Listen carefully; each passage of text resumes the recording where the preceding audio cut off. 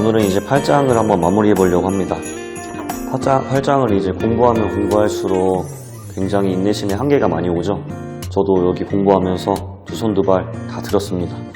그렇지만 공부하다 보면 나중엔 충분히 이해가 다 된다는 점 잊지 말고 희망을 가지고 공부를 좀 해줬으면 좋겠어요. 네, 먼저 볼 개념은 등가폭이라는 개념이에요. 등가폭. 등가폭이 어떤 개념이냐, 결론부터 얘기하자면 흡수선 또는 방출선의 세기를 나타내는 하나의 수단이에요. 얼마나 저 선의 세기가 강한지 나타내는 수단입니다. 그래서 간단하게 보기 위해서 흡수선의 세기를 한번 보면서 등가폭을 이해해 보도록 하겠습니다. 자, 여기 광원이 있습니다. 광원에서 당연히 복사가 나오고 있겠죠. 이 복사는 광자의 형태로 특정한 파장을 가지고 있을 겁니다. 아주 다양한 파장대에서 방출이 되겠죠. 그 다양한 파장 중에서 하나의 파장에만 한번 집중을 해볼게요. 람다 원이라는 특정 파장에 집중을 한번 해보도록 하겠습니다. 람다 원의 파장을 갖는 광자가 100개가 나온다고 한번 더 가정을 해보도록 할게요. 자, 그랬을 때 우리가 이걸 관측을 하겠죠. 관측자가 관측을 할 겁니다. 근데 이 둘 사이에 누가 껴있냐? 하나의 원자가 껴있어요. 원자 핵이 있고 첫 번째 전자궤도, 두 번째 전자궤도 이렇게 생긴 원자가 껴있다고 해볼게요. 이 전자가 어디에 있냐면 이 바닥 상태에 있었습니다. 자, 근데 이 바닥 상태의 전자가 람다 원의 파장을 갖는 광자를, 저 복사를 흡수하게 되면 첫 번째 들뜸 상태로 올라갈 수 있다고 한번 해볼게요. 람다 원을 흡수하면 첫 번째 들뜸 상태로 올라갈 수가 있다. 자, 그러면 바닥 상태의 전자가 있는 이 원자가 이 둘 사이에 하나가 있었다면 이 광원에서 나오는 람다 원의 파장을 갖는 복사를 하나를 흡수를 하겠죠. 그러면 관측자에게 원래 100개가 왔어야 되는데 지금 하나는 도달을 못하고 99개가 도착을 하게 됩니다.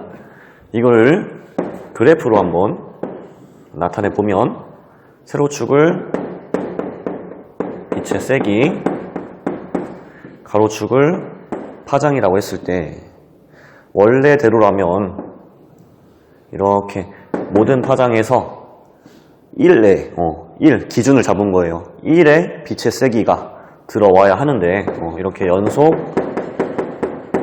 스펙트럼으로 들어와야 하는데 지금 특정 파장에서 흡수가 되어버리니까 빛의 세기가 감소를 하게 되겠죠. 람다 원이라는 파장에서 이 빛의 세기가 이렇게 감소를 하게 될 겁니다.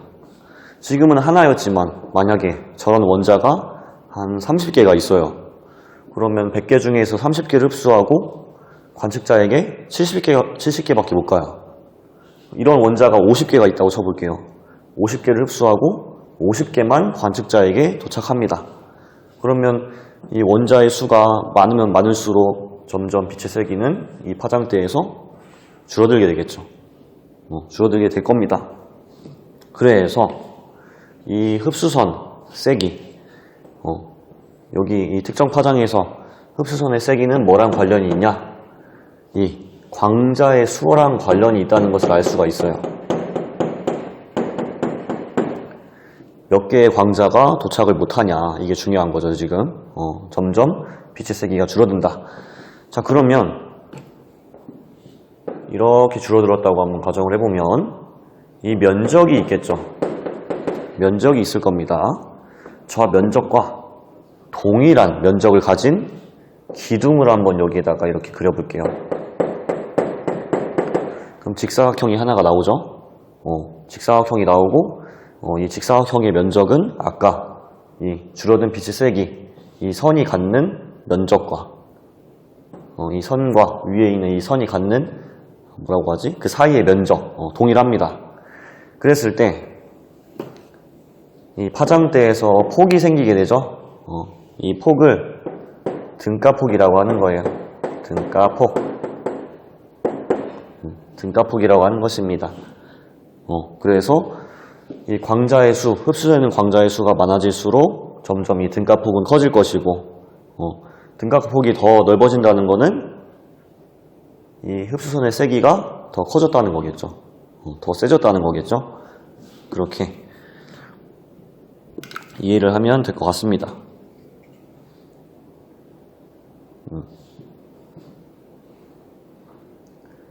그렇게 이해를 하면 될 것 같고, 그 다음에 이제 들뜸 평형, 이온화 평형 여기를 볼 건데, 여기를 이해하기 전에 꼭 알고 있어야 되는 개념이 또 있어가지고 그걸 먼저 보도록 할게요. 하나의 상황을 또 자꾸 가정하는데 또 한번 가정을 해볼게요. 기체의 온도가 상승하는 상황을 보세요. 어떤 기체가 뜨끈뜨끈하게 데워졌어요. 그러면 그 기체 덩어리 거기에 포함된 입자들의 운동 속도, 평균 운동 속력은 어떻게 될까요? 입자의 평균 운동 속력은 당연히 빨라지게 되겠죠. 즉 운동 에너지가 커졌다는 거겠죠. 그리고 그 기체 덩어리 안에 있는 광자의 에너지는 어떻게 될까요? 광자의 에너지도 더 커지겠죠. 온도가 높아졌으니까. 높은 에너지를 갖는 광자 수도 증가하게 될 것입니다. 자, 그렇다면 이 두 상황에 따라서 입자의 평균 운동 속력이 빨라졌으니까 이 입자가 어떤 원자의 쾅하고 충돌을 해서 얘가 가지고 있는 이 운동 에너지를 전달해 줄 수 있겠죠. 운동 에너지가 크니까 전달을 해주고, 그 에너지를 받은 원자는 전자가 바닥 상태에 있다가 들뜬 상태로 갈 수 있을 거예요. 즉 들뜨기가 쉬워진다. 들뜸 상태로 가기가 쉬워진다. 이온화도 마찬가지죠.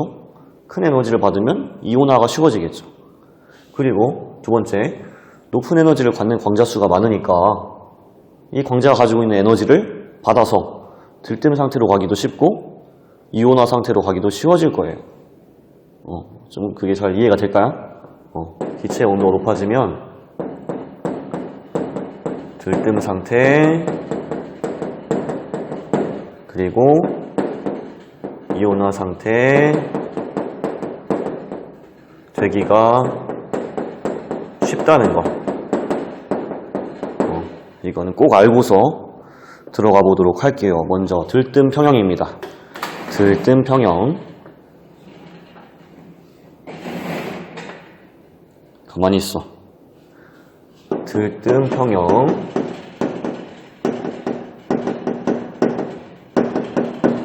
여기에서 교재에 보면 어떤 상황을 가정을 합니다.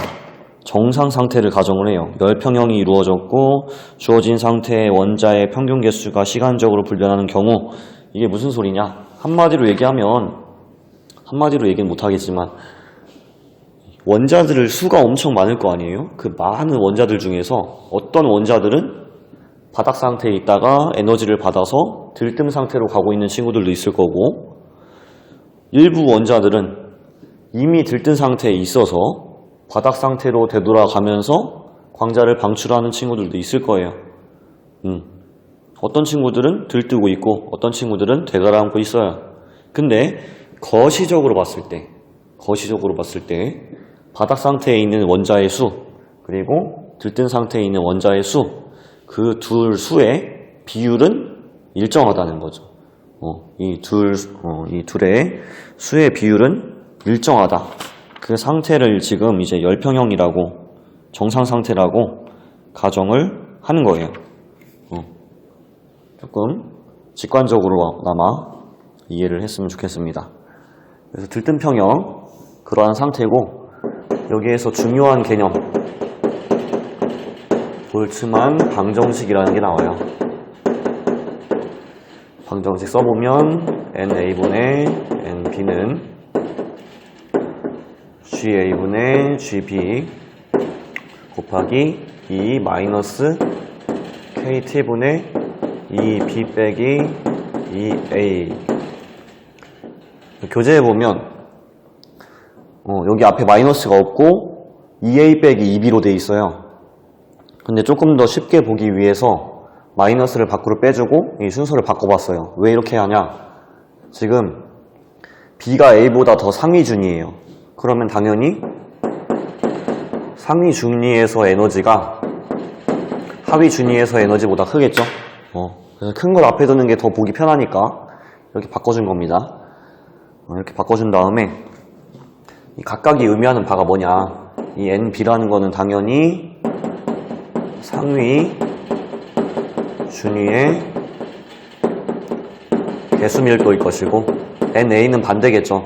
하위 준위의 개수밀도. 이 둘을 이렇게 비교를 해준 거예요. 나눠가지고.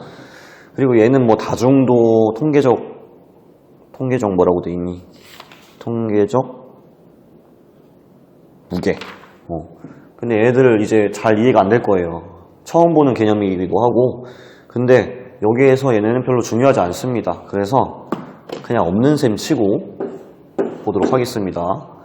얘랑 얘가 중요한 거지 얘는 별로 중요하진 않아요. 여기서 이 뒤에 걸 한번 볼게요.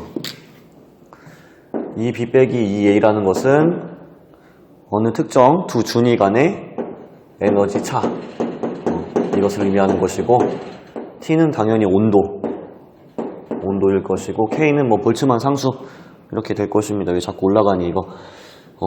이렇게 나올 수 있고, 이 식에서 한번 살펴봐야 될 것은 아까 기체의 온도가 상승하는 상황을 가정했잖아요. 여기서도 한번 가정을 해볼게요.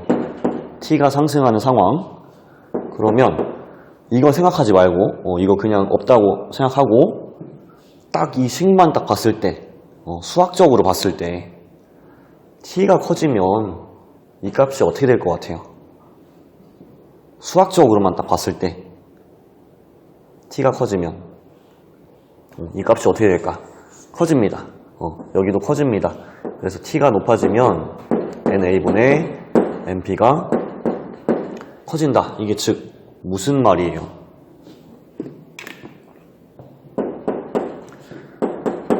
상위 준위의 개수밀도가 커진다는 얘기죠. 상위 준위를 가지고 있는 원자의 수가 많아진다. 그만큼. 이게 어떤 상황에서 중요하냐면 또 한번 예를 들 건데 어떤 상황을 예를 들 거냐면 수소. 왜 자꾸 수소를 예로 드냐? 우주를 구성하고 있는 원소들의 대부분이 수소고 그리고 제일 간단하게 생겼잖아요. 그래서 수소를 보통 예시로 많이 씁니다.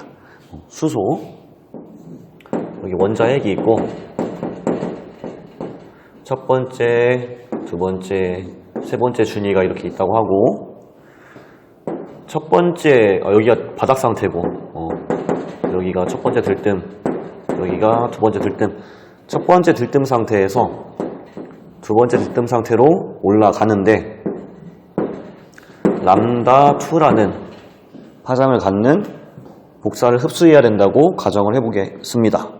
한번 그렇게 가정을 해볼게요. 그리고 여기 또 이번에는 광원을 어디에 그리지? 광원이 여기 있고 이 광원에서 람다2의 파장을 갖는 광자가 100개가 나온다고 해볼게요.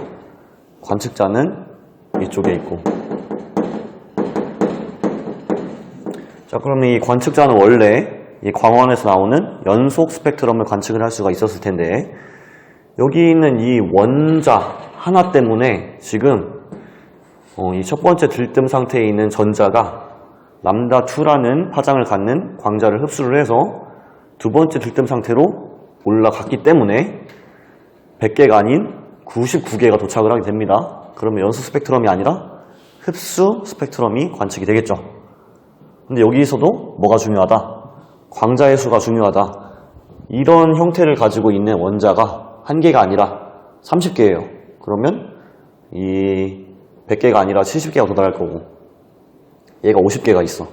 그러면 100개가 아니라 50개가 도착을 하겠죠. 광자의 수, 이 원자의 수가 중요해집니다. 이 상태를 가지고 있는 원자의 수, 무조건 이 상태여야 돼요. 이 상태라는 게 무슨 말이냐면 전자가 첫 번째 들뜸 상태가 아니라 바닥 상태에 있어요. 예를 들어서 바닥 상태에 있으면 람다2라는 파장을 갖는 복사를 받자 변화가 있어요? 없어요? 흡수를 해요? 안 해요? 흡수 안 합니다. 왜? 첫 번째 이 바닥 상태에서 첫 번째 들뜸 상태로 올라가려면 얘보다 더 짧은 파장의 복사가 필요해요. 너 아니야. 흡수 안 합니다. 그렇기 때문에 그대로 통과를 해서 관측자에게 도착을 할 겁니다. 그러면 이 람다2에서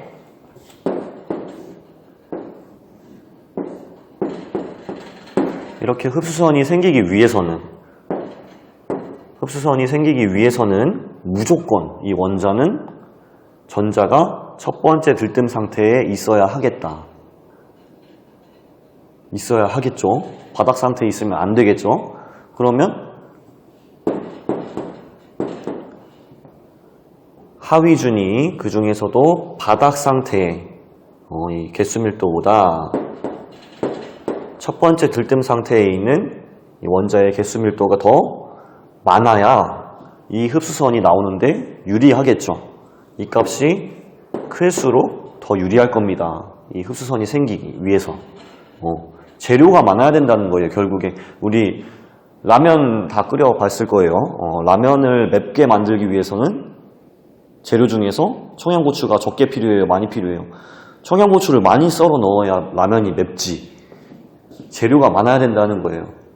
이 첫 번째 들뜸 상태에 있는 전자를 가지고 있는 원자가 수가 많아야 이 흡수선이 많이 생길 수 있다는 거예요. 왜?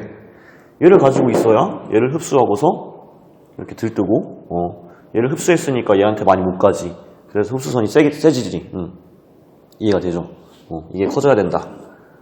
첫 번째 들뜸 상태를 가지고 있는 전자가 많아야 된다 라고 하는 것이죠.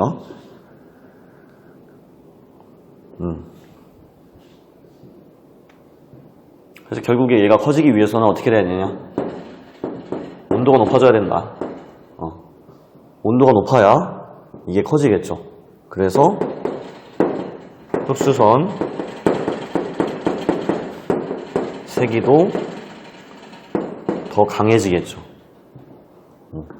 흡수선의 세기가 더 강해지려면 저 상태에 원자가 많아야 된다. 그래서 이거를 나중에 뒤에서 볼 건데 별에도 적용을 할 수가 있어요. 항성 표면 온도에 따라서 어떻게 나누죠?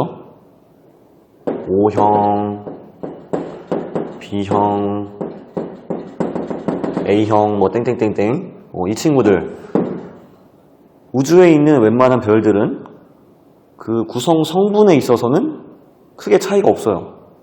수소가 제일 많은 거 당연하고 두 번째 헬륨, 세 번째 그 구성 성분에 대해서는 큰 차이가 없습니다. 근데 스펙트럼을 관측을 했을 때 비슷하게 나와요? 아니에요. 너무 다르게 나와요.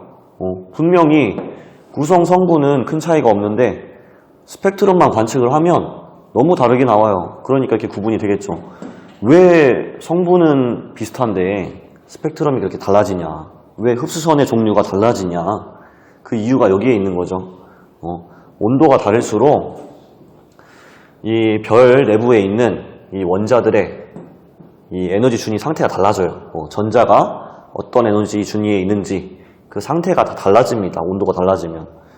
그래서 어떤 별은 이 흡수선이 세게 나올 수도 있는데 어떤 별은 재료가 부족해. 특정 상태에 원자가 부족해. 그래서 이 광자를 흡수를 못해. 복사를 흡수를 못해. 그러니까 흡수선이 잘 안 나와. 누구한테는 세게 나오지만. 이렇게 스펙트럼이 달라질 수가 있는 거죠. 나중에 이건 더 자세히 볼 거고. 제가 방금 너무 급발진을 한 것 같아서 조금 차분하게 다시 복습을 해보도록 할게요. 정리해보도록 하겠습니다. 자, 이렇게 볼츠만 방정식 일단 써놨고요. 우리가 지금 흡수선의 세기를 한번 보고 싶어요. 여기 바닥 상태가 이렇게 있고, 그리고 제1 들뜸 상태, 여기가 바닥, 제1 들뜸, 그리고 제2 들뜸, 제2 들뜸, 이렇게 상태가 있을 때 전자가 제1 들뜸 상태에서 제2 들뜸 상태로 에너지 준위가 높아질 때 람다2라는 파장을 갖는 복사를 흡수를 해야 된다고 한번 생각을 해보겠습니다. 자, 그러면 이 파장을 갖는 복사를 흡수를 해서 흡수선을 만들어내려면 이 원자의 상태가 어떠해야 돼요? 이 원자에 있는 전자가 제1 들뜸 상태에 이미 있어야 돼요. 얘가 여기에 있지 않고 바닥 상태에 있다. 그러면 람다2에 파장을 갖는 복사를 흡수하지 못하겠죠. 못합니다. 흡수 못해요. 얘를 흡수할 수가 없어요. 이거 흡수해서 뭐 할 거야? 여기로 올라가지도 못합니다. 필요가 없어요. 흡수 안 해요. 자, 그러니까 이 파장에서 흡수선을 만들려면 원자가 제1 들뜸 상태에 있는 전자를 가지고 있어야 한다. 그렇기 때문에 이미 전자는 들떠 있어야 한다. 이미 들떠 있어야 얘를 흡수해서 흡수선을 만들 수 있다는 거죠. 이미 들떠 있어야 되니까 이 원자가 속해 있는 기체 덩어리, 그 기체 덩어리의 온도가 어때야겠어요? 기체 덩어리의 온도가 낮으면 에너지가 충분하지 않으니까 들뜬 상태로 있는 전자가 적을 겁니다. 여기 식도 한번 보세요. T가 작다. 그럼 여기에 있는 NA분의 NB는 작아지겠죠, 얘도. 그러면 상위 준위에 있는 개수 밀도가 작아지니까 이 상태로 있는 원자가 적다는 거예요, 수가. T가 높아져야 얘가 커지니까 더 상위 준위에 있는 원자들이 많아질 거 아니에요. 이 상태를 갖는 전자를 갖고 있는 원자들이 많아지겠죠. 그렇기 때문에 T가 높아야 된다. 그래서 결론을 내리자면 스펙트럼 선의 세기는 뭐의 함수냐? 첫 번째는 원소의 함량비도 중요합니다. 왜냐하면 수소 원소의 흡수선을 관측을 하고 싶어. 근데 수소가 하나 있는 거랑 30개 있는 거랑 50개 있는 거랑 70개 있는 거랑 흡수선의 세기가 달라지겠죠. 왜? 그만큼 원소의 수가 많은 거, 원자의 수가 많으면 더 많은 광자를 흡수할 수 있으니까. 근데 이것만으로는 안 되더라. 이 상태를 가지고 있어야 되니까 온도도 중요하다라고 하는 것입니다. 그래서 스펙트럼선의 등가법은 원소의 함량비와 온도의 함수다라고 서술이 되어 있죠. 교재에 보면. 그게 바로 이 얘기다. 자, 그래서 여기에서 알 수 있는 거는 뭐예요? 온도가 높아져. 온도가 높아져. 그러면 상위 준위를 가지고 있는 원자의 개수 밀도가 커져. 그러면 온도가 무조건 높으면 높을수록 상위 에너지 준위를 가지고 있는 저 원자들이 더 많아질 테니까 흡수선의 세기도 계속 더 세지겠네. 온도가 높아지면 흡수선의 세기는 무조건 세지겠네. 왜냐하면 이 상태를 가지고 있는 원자의 수가 많아질 거니까. 근데 실제로는 그렇지 않아요. 그렇죠. 여러분도 알고 있죠. 그 별 O형, B형, A형 이렇게 쭉쭉 해가지고 얘네들에 따른 표면 온도에 따른 흡수선의 세기 이 그래프 있잖아요. 그 그래프를 보면 무조건 온도가 높다고 해서 흡수선의 세기가 강해지지 않습니다. 그 이유가 뭐냐? 그 이유 중에 하나가 이제 뭐 여러 가지가 있겠지만 아예 너무 높은 온도를 받게 되면, 너무 높은 에너지를 받게 되면 이 전자가 이온화가 되어버려요. 더 이상 속박되지 않고 이온화가 되어버린다. 그러면 당연히 이 들뜸 상태에 있는 전자의 수도 줄어들겠죠. 이미 다 날아가 버렸으니까. 아예 그냥 벗어나 버리는 거예요. 그래서 우리가 지금 볼 게 이온화 평형이에요. 온도가 높다고 해서 무조건 흡수선의 세기가 강한 게 아니다. 이온화도 고려를 해줘야 된다. 들뜸 평형으로만은 모든 것을 고려하지 못한다.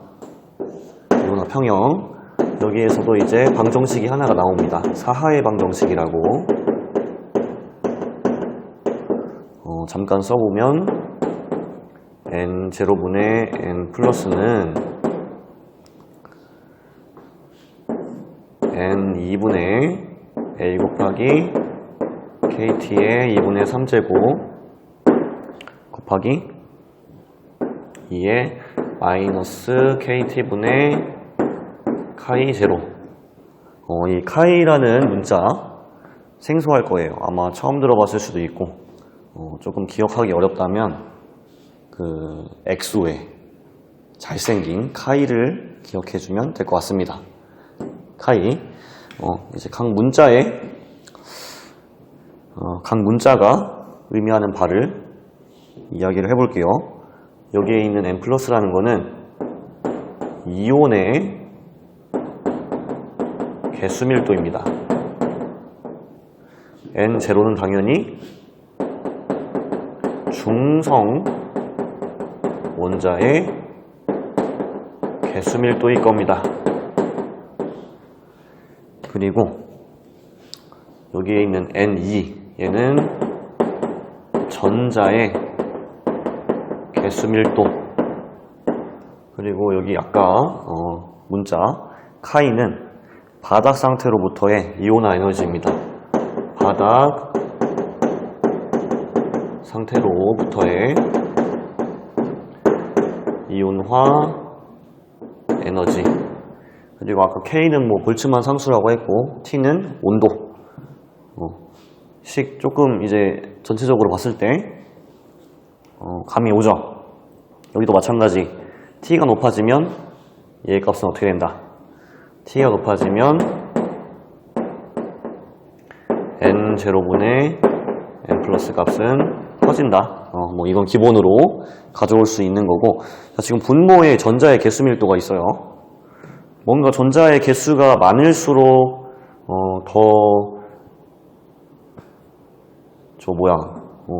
이온이 잘 될 것 같은데, 반대로 얘가 분모에 있어가지고 전자의 개수 밀도가 커지면 이 전체 값이 작아져요.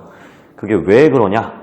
왜 그러냐면 교재에도 나와 있긴 한데, 전자의 개수 밀도가 커지면 재결합해서 중성 원자가 될 확률이 높아진다고 합니다. 그럴수록 재결합을 해서 중성 원자가 될 확률이 높아진다. 재결합이 그만큼 잘 된다는 거죠. 전자들이 너무 많다 보니까 다시 원자랑 결합을 해서 중성 원자가 될 확률이 높아진다. 그렇기 때문에 분모에 들어가 있는 형태를 볼 수가 있겠죠. 자, 그러면 이제 한번 본격적으로 합쳐보도록 할게요. 아까는 들뜸 평형, 이번에는 이온화 평형. 이 두 가지를 어떻게 합쳐볼 수 있을까? 결합을 한번 해보자. 결합. 이번에도 하나의 예시를 들어서 결합을 해보도록 하겠습니다. 뭐를 예시로 들 거냐면 중성수소의 발먹수선, 중성수소의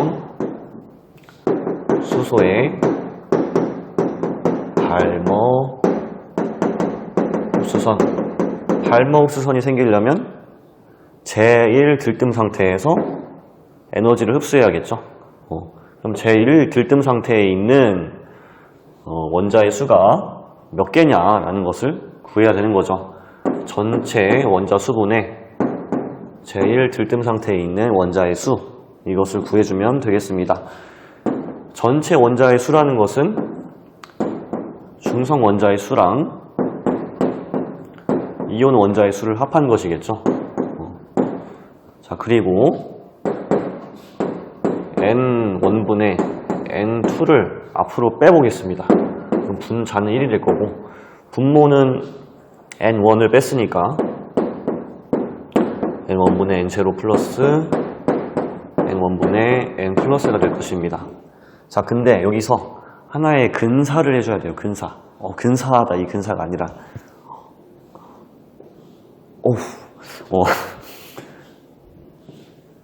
N0는 N1과 거의 비슷합니다. 중성 원자 중에서 대부분의 원자가 이제 바닥 상태의 전자를 가지고 있기 때문에 거의 비슷하다고 봐도 됩니다. 그래서 이거를 이렇게 근사해줘서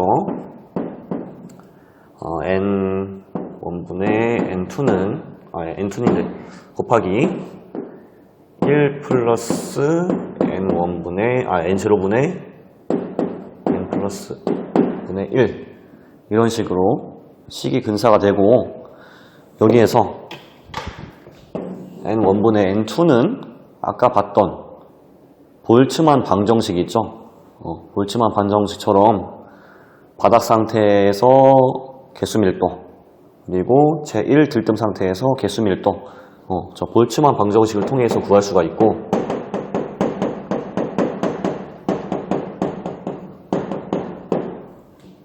여기에 있는 N0분의 N 플러스, 이것은 중성원자 개수밀도분의 이온의 개수밀도니까 얘는 사하의 방정식을 통해서 구할 수가 있어요. 그러면 이 전체 식에서 이 둘을 구하고 나면 다 구하는 거 아니에요? 결론적으로 얘를 구해낼 수 있더라. 전체 원자의 수분의 첫 번째 들뜸 상태에 있는 전자를 갖고 있는 원자의 수, 이것을 구해낼 수가 있겠다. 그러면 얘의 개수를 구해낼 수가 있으니까 발모 흡수선의 세기도 알아낼 수가 있겠죠. 이 상태에 있는 원자를 개수가 몇 개냐 알아낼 수가 있으니까 발모 흡수선의 세기도 유추해낼 수 있다.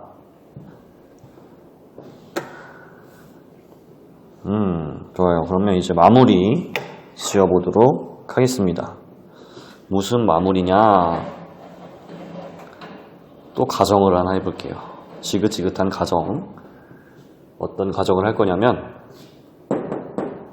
화학 조성이 태양과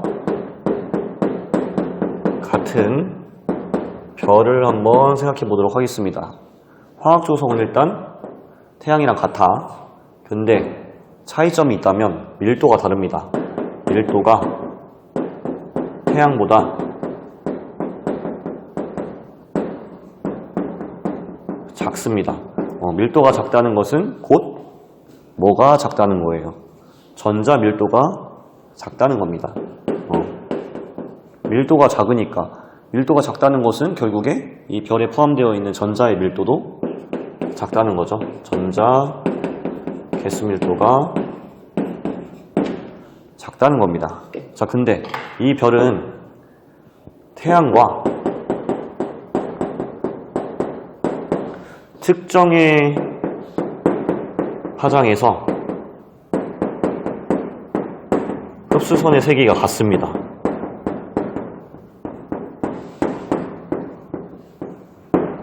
특정 파장에서 흡수선의 세기가 같으려면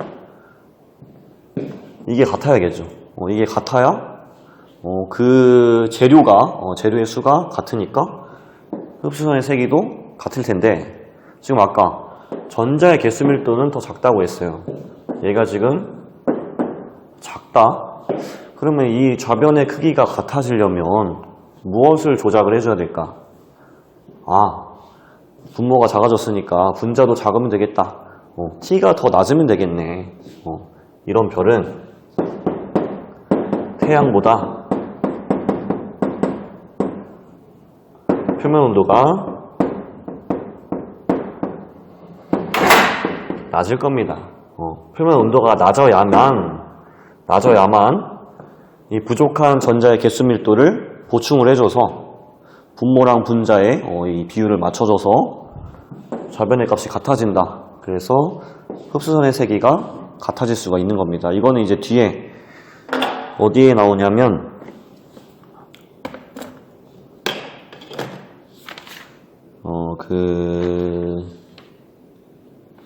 어디 나오더라? 기억이 안 나요. 그거 있어요. 거성과 주계열성의 이거 비교. 그래서 거성은 크기는 훨씬 주계열성보다 크지만 밀도가 너무 작죠. 밀도가 작으니까 전자의 개수 밀도가 훨씬 작을 거예요. 근데 이 주계열성과 거성의 스펙트럼 관측을 해봤더니 특정 파장에서 흡수선의 세기가 같더라. 그러면 이 주계열성과 거성의 온도는 어떻게 다를 것인가? 당연히 전자의 개수 밀도가 작은 거성이 표면 온도도 더 낮아야 이 흡수선의 세기가 같아질 수 있겠죠. 그래서 표면 온도가 낮아야 된다. 이것도 나중에 나올 테니까 한번 이해를 해주면 좋을 것 같아요. 네, 점점 화가 많이 나오는데 조금 마음을 가라앉히고 해보도록 하겠습니다. 뒤에 보면 이제 흑체 복사 해가지고 플랑크의 복사 법칙이 이렇게 나와요. 근데 여기에서 건질 만한 것은 레일리 진스 분포입니다. 레일리 진스 분포. 엄청 물리식이 많은데 너무 복잡해요. 그래서 필요한 것만 쏙 뽑아가도록 할게요. 레일리 진스 분포란 무엇이냐? 온도가 높고 파장이 길 때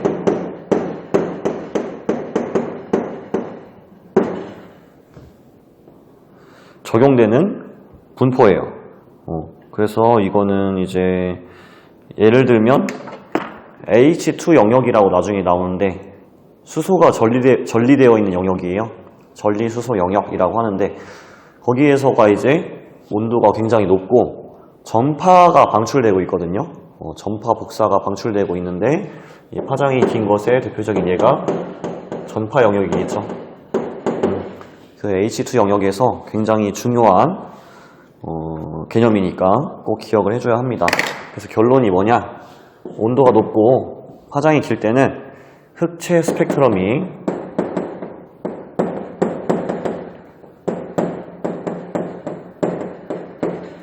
뉴 제곱에 비례한다는 것입니다.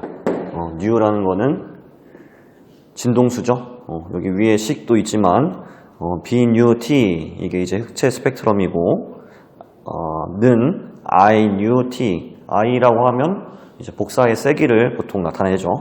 는 C제곱분의 ENU의 제곱 KT 여기에서 Nu의 제곱 진동수의 제곱에 비례한다. 이것을 꼭 기억을 해주길 바랍니다. 이따가도 자세하게 다룰 테니까. 자, 바로 전달 방정식으로 넘어가도록 할게요. 전달 방정식.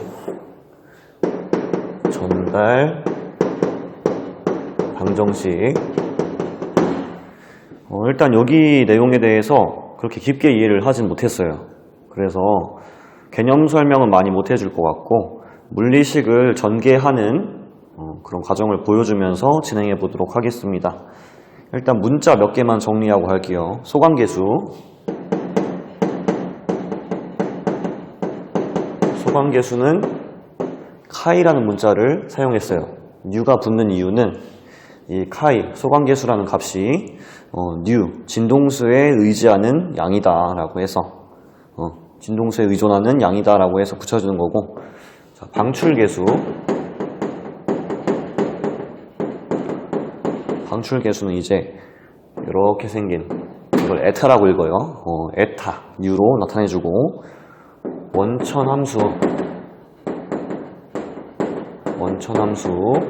S 뉴로 나타내주는데 이것은 방출계수를 소관계수로 나눈 값과 같다고 합니다. 그 다음에 광학 깊이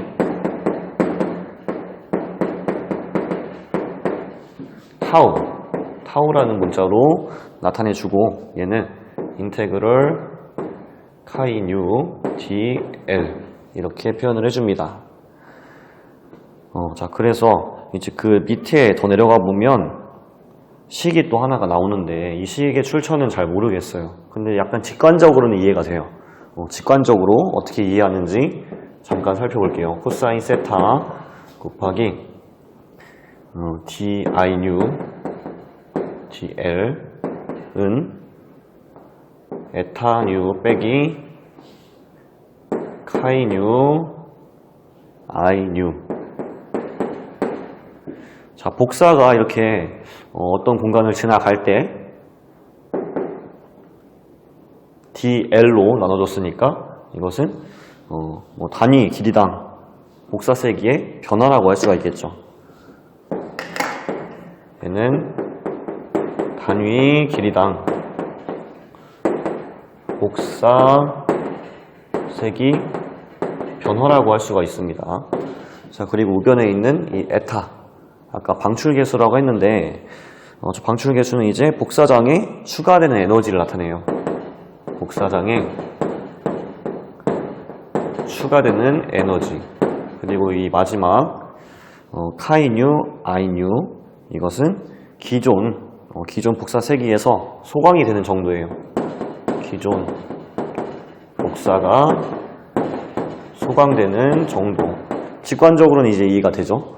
복사가 어느 공간을 지나가는데 그 단위 길이를 지나가는 동안에 이 복사의 세기가 어떻게 변하냐, 얼마나 변하냐, 그것은 이 복사장 안에 추가되는 에너지가 추가되면 당연히 복사의 세기는 세지겠죠.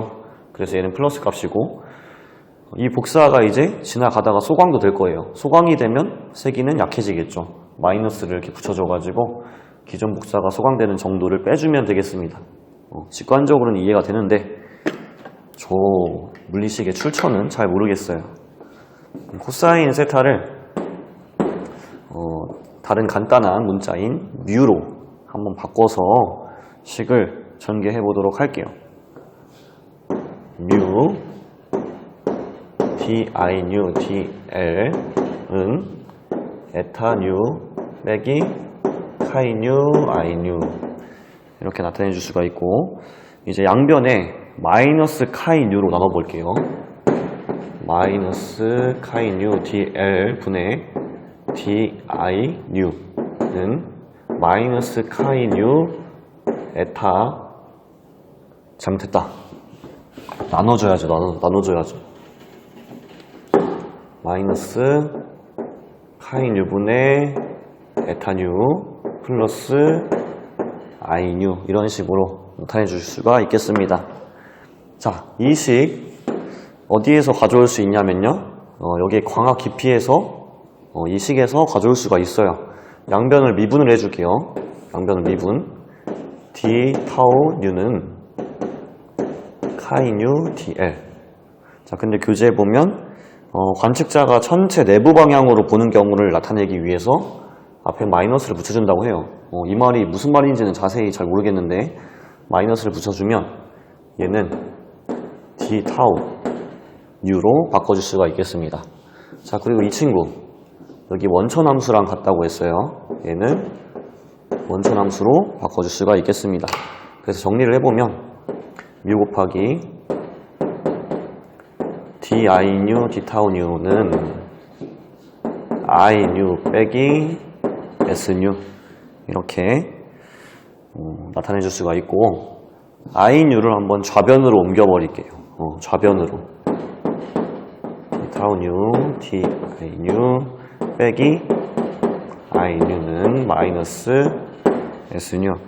그 다음에 양변에 이걸 뭐라고 하지? 무슨 인자? 적분 인자. 적분 인자인 2 마이너스 뮤분의 타우 제곱을 2에 마이너스 뮤분의 타우 제곱을 곱해주도록 할게요. 뮤 곱하기 d 타우 뉴분의 di 뉴 곱하기 E 마이너스 뮤분의 타우 빼기 I 뉴 E 마이너스 뮤분의 타우는 마이너스 S 뉴 E 마이너스 뮤분의 타우 이렇게 나옵니다. 자, 적분인자를 왜 곱해줬냐? 여기 있는 이 친구들을 미분되기 전의 형태, 그러니까 적분의 형태로 바꿔줄 수가 있거든요. 얘네들을 바꿔주면, 적분의 형태로 바꿔주면 어떻게 변할 수가 있냐? U, I 뉴, 2의 마이너스 뮤분의 타우. 이것을 타우에 대해서 미분을 해주면 얘처럼 나오는 거죠. 그래서 이렇게 바꿔줄 수가 있습니다. 자, 그리고 우변은 그대로 따라와서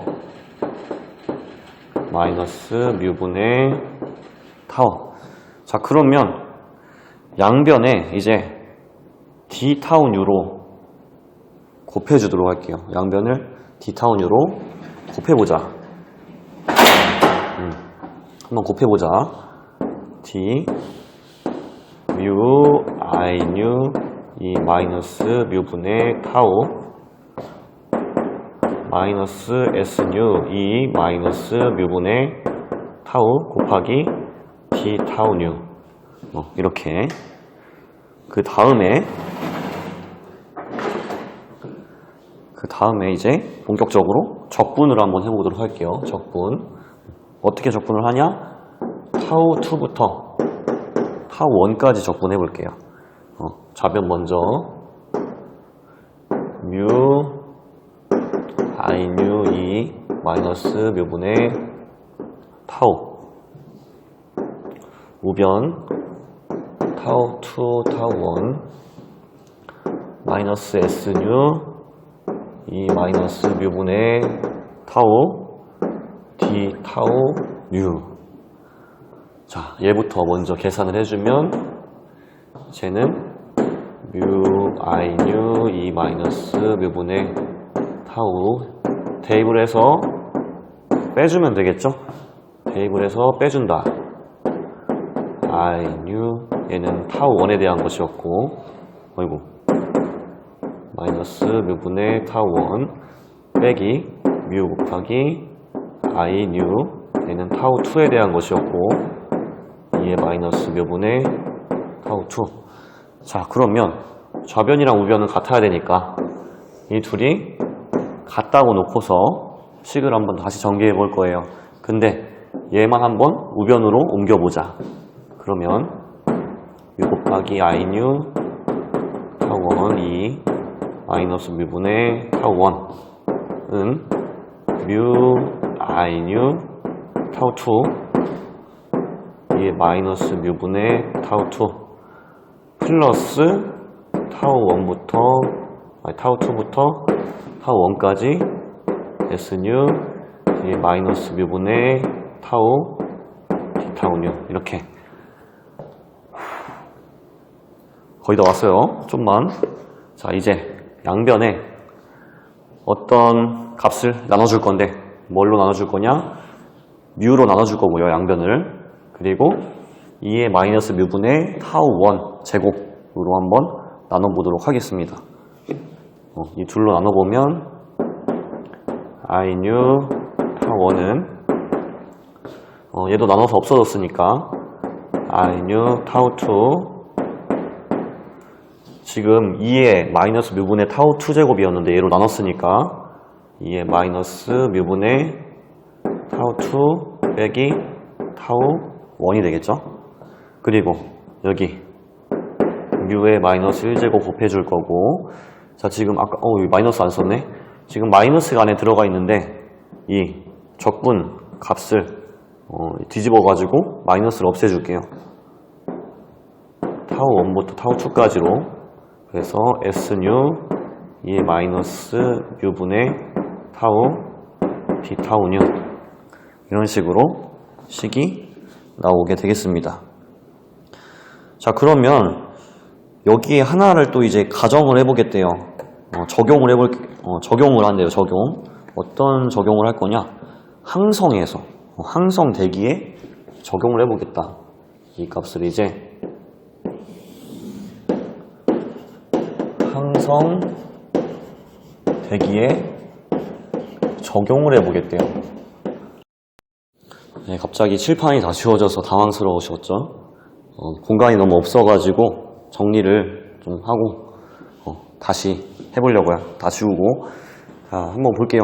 항성 대기에 적용합니다. 타우 1에 0 넣고 타우 2에 무한대 한번 넣어볼게요. 0은 타우 2에 무한대니까 이 무한대 넣고 곱하기 2에 마이너스 뮤분의 무한대 빼기 0. 근데 이제 무한대 빼기 0이면 무한대고 마이너스 붙었으니까 2의 마이너스 무한대 제곱이에요. 그럼 얘는 거의 0에 수렴한다고 보면 되겠죠. 그 다음에 플러스 뮤 마이너스 1제곱 0부터 무한대까지 S뉴 2의 마이너스 뮤분의 타우 D 타우. 뉴는 생략할게요. 이제부터 편의상. 자, 이렇게 나옵니다. 자, 근데 여기에서 가정을 하나 더 한대요. 원천함수가 과학 깊이의 선형함수인 것을 한번 가정을 해본다고 합니다. 무슨 말이냐? 이러한 선형함수인 것을 가정을 해가지고 여기에 대입시켜 보겠다는 얘기예요. 그래서 대입시켜 보면 i뉴 제로는 여기에 대입시켰으니까 뉴 마이너스 1제곱 0부터 무한대까지 제로 플러스 S뉴 1 타우 곱하기 2의 마이너스 뮤분의 타우 제곱 D 타우 이렇게 나옵니다. 자, 이거 더하기니까 한번 쪼개 볼게요. 쪼개서 두 개의 적분식으로 나타내 보도록 하겠습니다. 뮤 마이너스 1제곱 0부터 무한대까지 S뉴 제로 2의 마이너스 뮤분의 타우 D 타우 플러스 뮤의 마이너스 1제곱 0부터 무한대까지 S뉴 1 타우 곱해줘야죠. 여기 타우 2의 마이너스 뮤분의 타우 제곱 D 타우. 자, 여기 왼쪽에 있는 이 항은 지금 변수가 여기밖에 없어요. 그래서 적분이 한 번에 됩니다. 근데 여기 있는 친구들은 지금 변수가 두 개가 있어가지고 한 번에 적분이 안 돼요. 그래서 여기 있는 타우 곱하기 2의 마이너스 뮤분의 타우 제곱 이거를 부분적분법으로 풀어줘야 합니다. 부분적분법 부분적분법 전분이 아니라 적분. 자, 부분적분법이 뭐냐? 인테그랄 fx g 프라임 x dx라는 식이 있을 때 얘는 뭐랑 같냐면 fx gx 플러스 마이너스구나. 마이너스 인테그럴 f 프라임 x gx dx랑 같다. 그러면 여기서 fx라는 것을 우리는 이제 타우라고 칠 거고요. g 프라임 x라는 것을 2의 마이너스 뮤분의 타우라고 해볼게요. 자, 그러면 그냥 fx 아까 타우라고 했고 gx는 g 프라임 x를 적분시킨 거니까 얘를 적분시키면 마이너스 뮤 2의 마이너스 뮤분의 타우 제곱 이렇게 될 거고, 여기에서 f'이라는 것은 타우를 미분한 거죠. 1. gx라는 것은 2의 마이너스 뮤분의 타우를 적분시킨 거니까 마이너스 뮤 곱하기 2의 마이너스 뮤분의 타우다. 이 식을 이제 정리를 한번 해볼게요. 정리를 해보면 그래서 이거를 이제 정리를 하면 0부터 무한대까지 타우 2의 마이너스 뮤분의 타우 D 타우 이것이 뭐랑 같냐?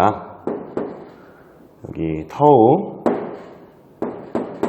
마이너스 뉴 곱하기 2의 마이너스 뮤분의 타우 0부터 무한대까지 빼기 0부터 무한대까지 1 곱하기 마이너스 뮤 곱하기 2의 마이너스 뮤분의 타우 d 타우 이 값과 같다.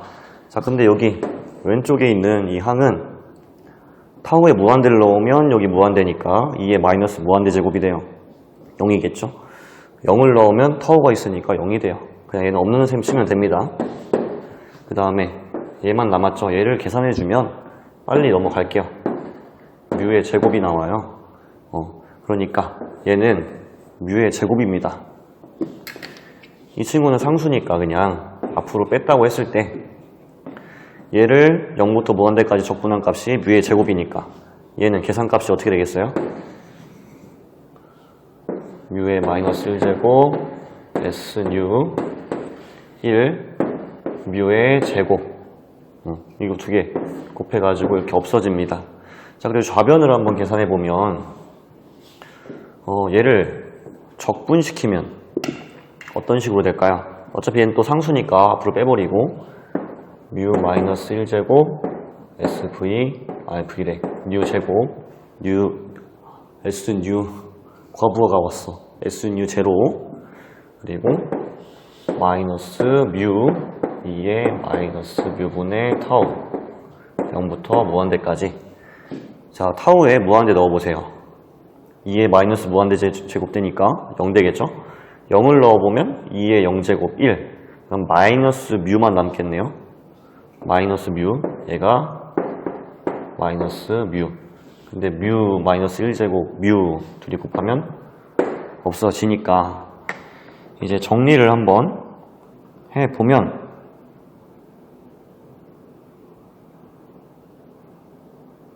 제가 마이너스 뮤 아니지 얘가 뮤가 나오네요. 왜냐하면 0 넣었을 때는 빼줘야 되니까 0 넣은 다음에 그러면 마이너스 뮤인데 이걸 빼주는 거니까 플러스 뮤가 되겠네요. 그래서 이걸 이제 정리를 다시 해주면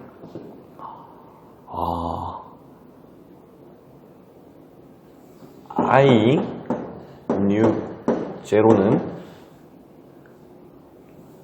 S 뉴 제로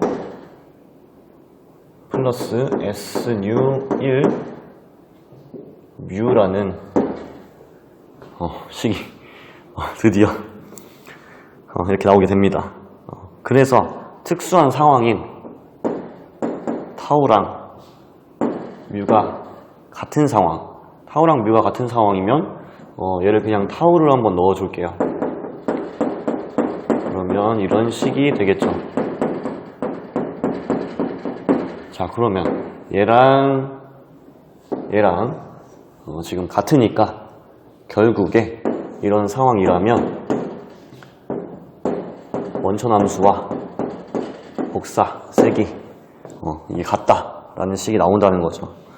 그래서 이거를 뭐 에딩턴 바이어 관계 잘 모르겠어요. 자, 이제 마지막으로 새로운 상황을 한번 가정해 보려고 해요. 가스 성운이라고 되어 있는 부분, 원천함수 SNU가 타우에 대해 일정한 물질로 된 판의 경우이다. 그래서 세 가지 조건을 또 답니다. 타우2는 타우와 근사한다. 타우1은 0이다. 뮤는 1이다. 그래서 아까 여기 이 위에 있는 이 식 있잖아요. 이 식에서 아까는 타우1을 제로, 타우2를 무한대라고 했었는데 이거를 바꿔가지고 이 형태로 바꿔가지고 다시 식을 표현해주면 I 뉴 제로는 뮤 1이라고 했으니까 없어지고 0부터 타우까지 S 뉴 2의 마이너스 뮤분의 타우 제곱이었는데 이제 뮤가 1이잖아요. 타우만 나오면 되겠죠. D 타우. 그래서 그대로 적분해가지고 한번 계산을 해주도록 하겠습니다. 얘는 상수니까 앞으로 나오고 S 뉴 마이너스 2의 마이너스 타우 제곱 0부터 타우까지. 그러면 1 빼기 2의 마이너스 왜 이래 타우 제곱. 갈수록 정신이 지금 나갈 것 같아요. 그래서 이제 마무리. 과학적으로 두꺼운 경우가 있어요. 과학적으로 두꺼운 경우가 있습니다. 과학적으로 두꺼운 그런 경우에는 이 타우가 굉장히 큰 값이잖아요. 그래서 2의 마이너스 타우 제곱이 거의 0에 수렴한다고 할 수가 있어요. 그렇기 때문에 복사 세기는 원천함수와 같아지게 됩니다. 이게 바로 과학적으로 두꺼운 경우고, 이번에는 과학적으로 굉장히 얇은 경우, 과학적으로 얇은 경우입니다.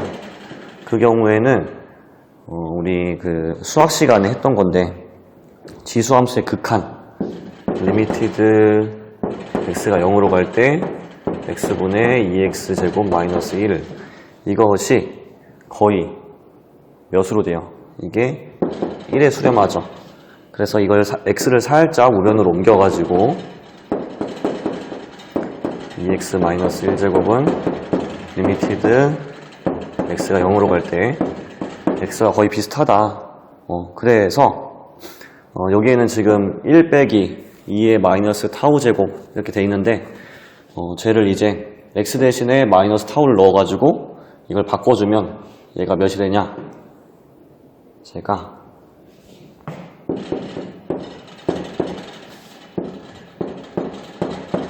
이렇게 됩니다. 그래서 광학적으로 두꺼울 때는 이렇게 되고, 광학적으로 얇은 경우에는 이렇게. 자, 그리고 하나 더 알아야 될 거, 우리 그 광학적 두께랑 진동수와 관련이 있어요. 이 가로축이 진동수고, 이렇게 있다고 했을 때 1000MHz를 기준으로 진동수가 작은 쪽에서는 광학적으로 두껍고, 그보다 더 진동수가 큰 경우에는 광학적으로 얇다고 할 수 있다고 합니다. 거기 교재에 보면 이렇게 나타나 있어요. 그래가지고 저 진동수랑 타우의 관계는